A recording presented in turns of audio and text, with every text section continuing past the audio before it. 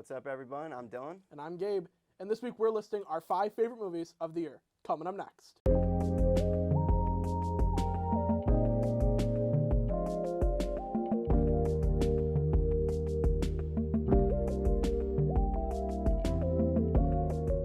So, Gabe, 2023.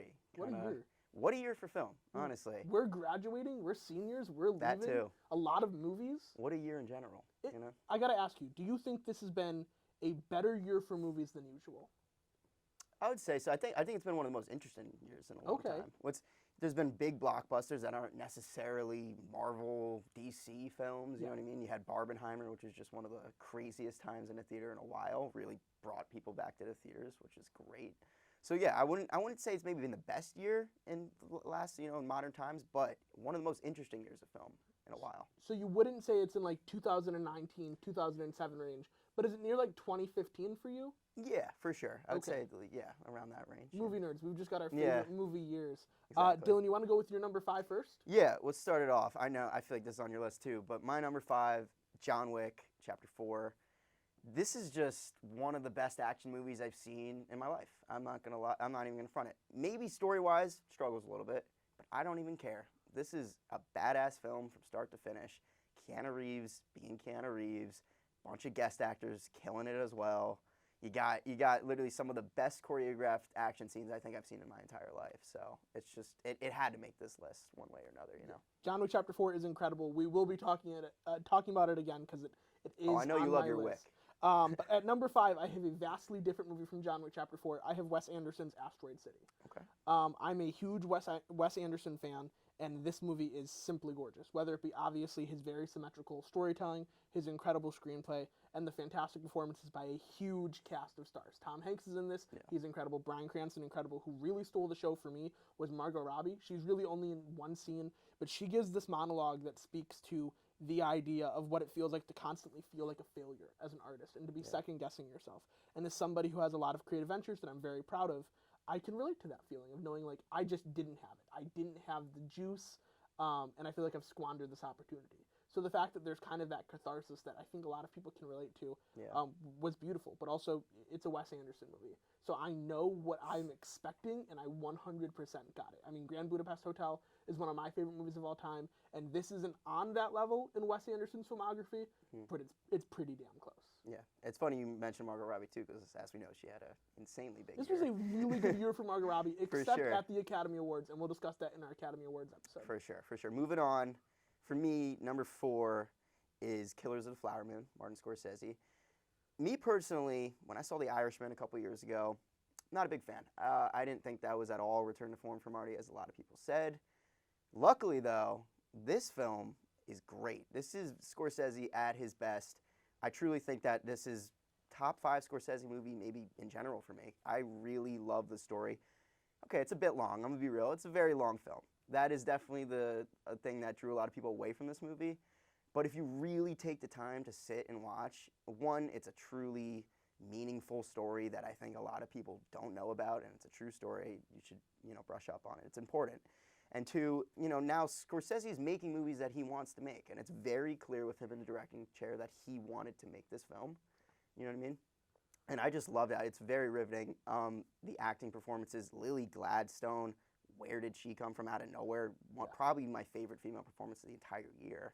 So yeah, that's why I got it at 4. It really is. If you have the time and you sit through it, it's a great film. I have to ask you, who gives your favorite performance in Killers of the Flower Moon? Is it Lily Gladstone, DiCaprio, De Niro? The fact that she is there, is able to be with literally the biggest A-listers in the world. De Niro and DiCaprio are basically considered two of the best actors ever.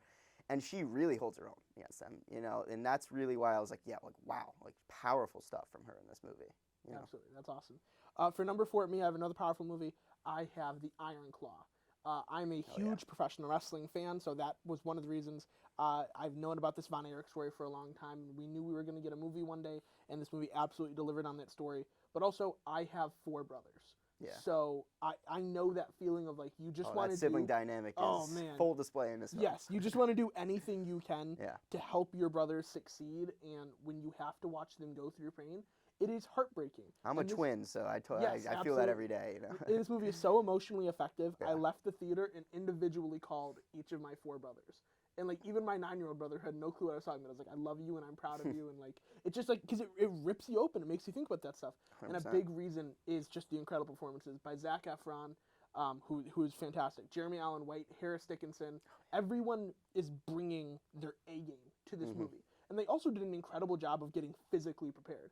I mean, Zac Efron, he's not going to win the Oscar. but Crazy transfer formation. He's winning oh the my God. Gabe bulking Oscar, which is for the big back men.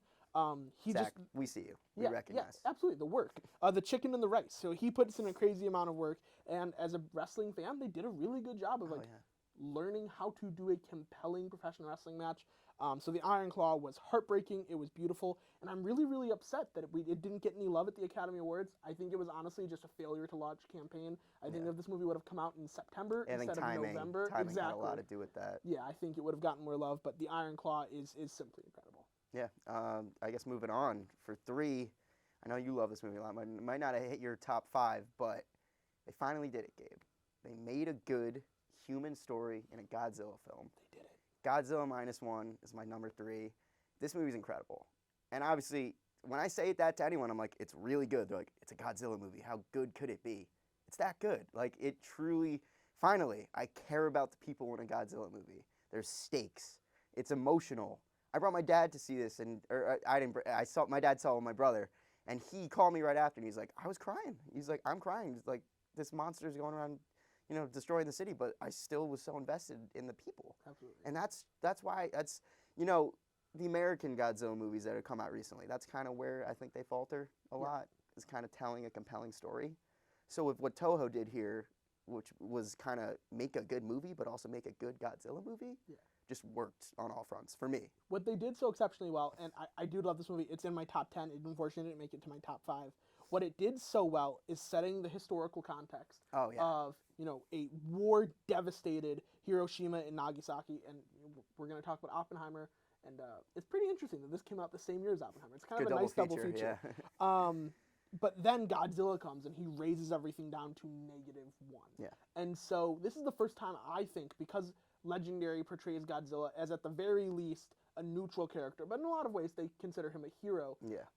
In this, Godzilla is a straight up villain. Yeah. Like destroying people, It's a force eating of nature, people, yeah. exactly, throwing trains. And so these human characters have to step up to vanquish this evil from their land. Yeah. And I thought that was simply I've been a Godzilla fan for as long as I can remember, and I have to say this truly is the best Godzilla movie ever made. Yeah, I mean, I'm not gonna argue with you on that. I'm partial to Godzilla vs. Kong. No, I'm just kidding. At number 3, I have Killers of the Flower Moon. I don't know if I would agree that it's in Scorsese's top 5 because he is one of my favorite directors. Oh yeah. But this is truthfully one of the best movies I've seen in a long time. And if 2023 wasn't such a stacked year from like Christopher Nolan made maybe his best movie, and Chad Stahelski, who I'm going to talk about him soon, made an action like masterpiece classic. This movie probably would have been my number 1. So in any other year, this could have been in that spot. But as we talked about, DiCaprio, De Niro, and Lily Gladstone give incredible performances. How Lily Gladstone gives such a captivating performance when she's in bed for most of the movie blows me away. As someone who's half Indigenous, the cultural performances and heritage that are in here and how accurate everything was incredible. There's the really interesting editing here by Thelma Schoonmaker, where you'll get a shot of an Indigenous woman and then it'll cut to an Indigenous mantelpiece photograph. And I have so many of those of my grandmothers and great-grandmothers. And like truthfully, I started crying when I saw them because it just elicits this visceral, emotional reaction. The cinematography is incredible. Right at the beginning, we see DiCaprio's character leaving a train, and it's this one shot that follows him, very similar to the iconic Copacabana one shot from Goodfellas. The score by the late, great Robbie Robertson was I think what's clearly impeccable. evident about this film is that, this is maybe the most seasoned director Yes. in the world. Martin And Scorsese, even his misses. Now, I loved Irishman. I understand that for a lot of people, it didn't do it for them. But even his misses are still great. Yeah, everything shines through for him. You at least can see with whatever he throws out that he is an experienced director and he knows what he's doing. And you and I are founding presidents of the Renaissance here at SU through the Review Crew podcast. And it was nice to see him get his little role. John Lithgow, pretty great.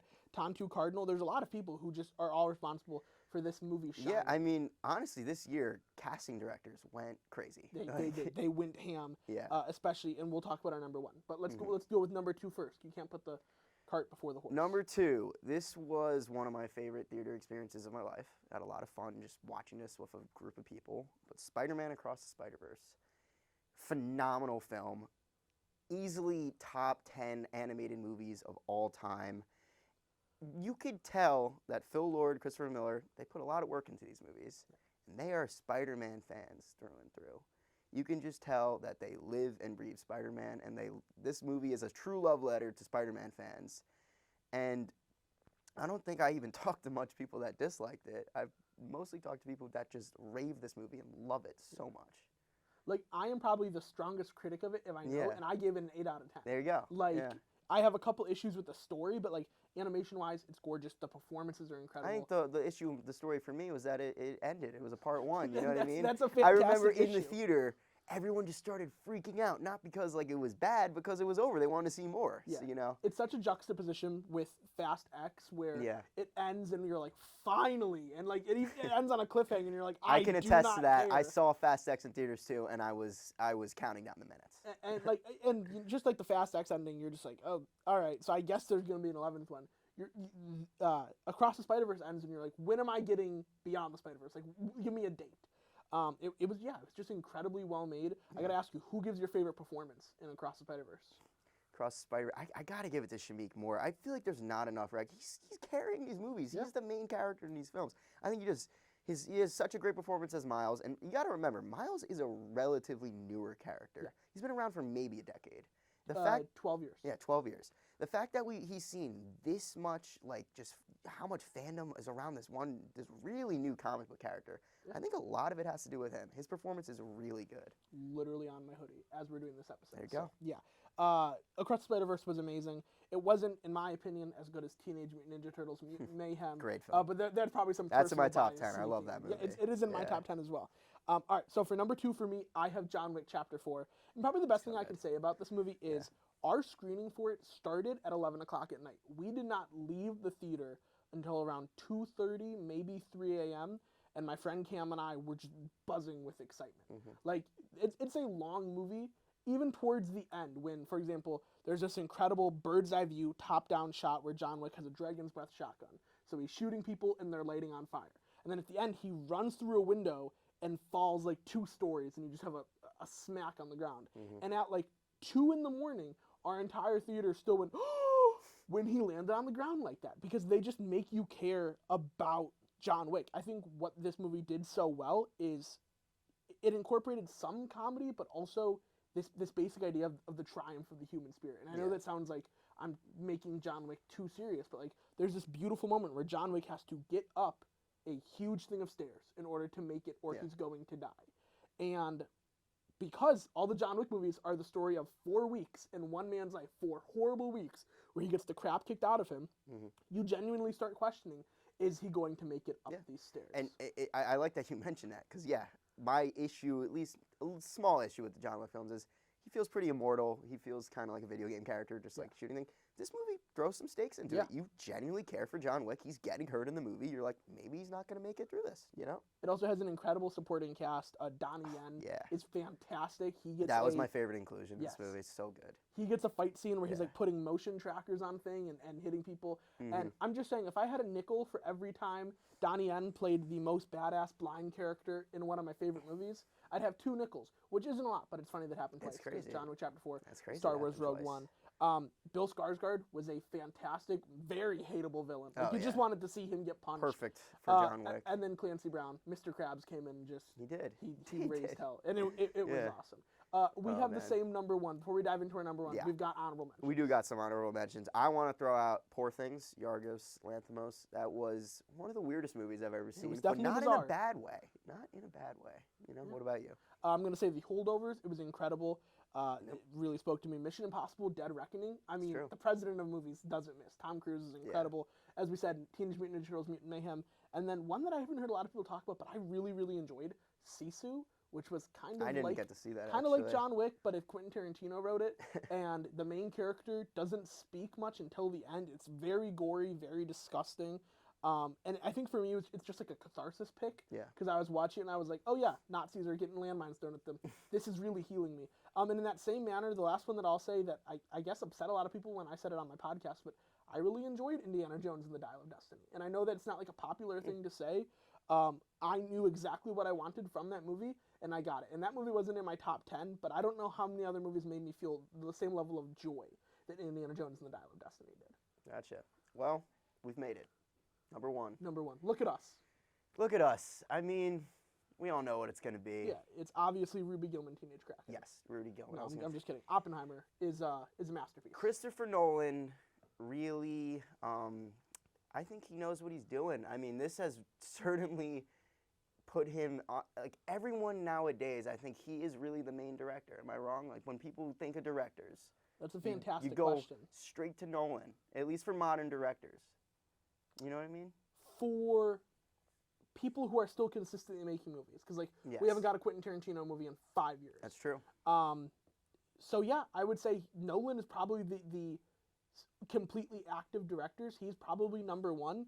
And I honestly, I think Oppenheimer is one of the 5 best movies of the 21st century. I think he struck gold with this movie. I genuinely, when watching it, I think I saw it 3 times in theaters. I couldn't stop. I was just blown away. I don't think I've ever seen a movie that has made me think so much, Yeah. you know what I mean, in a long time. It's been quite a while since a movie has affected me the way that this movie did. I left Oppenheimer feeling the way I did after I left Once Upon a Time in Hollywood. Yeah. Where like this is going to sound pretentious. It's not my goal. Where you're like, that is cinema. That is the difference between a movie and a piece of cinema. And you're just like, I just saw art. Oppenheimer will just rattle your bones in the best way. And it has incredible performances. Obviously, Cillian Murphy, more than likely going to win the Oscar. If he doesn't, maybe we riot. I don't know. Matt Damon, great in it. Emily Blunt, great in it. Robert Downey Jr., like, come on. He's so good in this movie. I got to ask you, there's a lot of people who are only in the movie in like little bit roles, but they're still big stars. I think we got to be thankful that Nolan has the connections that he does, so we can get these people doing small roles, big actors doing really small roles, and you're just like, huh. So let me ask you, what was your favorite little small role like that? Gary Oldman was great in this movie. Rami Malek. There's actually so many in this film that I'm like, wow, there really are a lot of just like small one scene, but they did a great job. What about you? For me, it's Alden Ehrenreich. Yeah. I didn't love him in Killed Solo. He's in Hail Caesar, which is one of my favorite movies. And he is this fantastic kind of thorn in the side of Louis Strauss, and he gets some ultimate vengeance. Rami Malek, like you said, in the first part of the movie, you're like, huh. Why are they doing nothing with Rami Malek? Yeah. And then at the end, you're like, oh. He finally has his moment. And then obviously, you've got people like Casey Affleck, who's really great as Boris Pash, and one of the guys from Dive Wimpy Kid. Also, that's true. Roger Gruhl's, man. Yeah. Hey, what can we say? 2023 as a year of movies ruled. Do you have anything you want to say before we go? Honestly, no. I do. I am very excited for Nolan's next project. Hopefully it's something as good as Oppenheimer. But come award season, I think we know what's gonna be leading the way. I think we do. Anyways, thank you guys all so much for watching. We'll see you next time.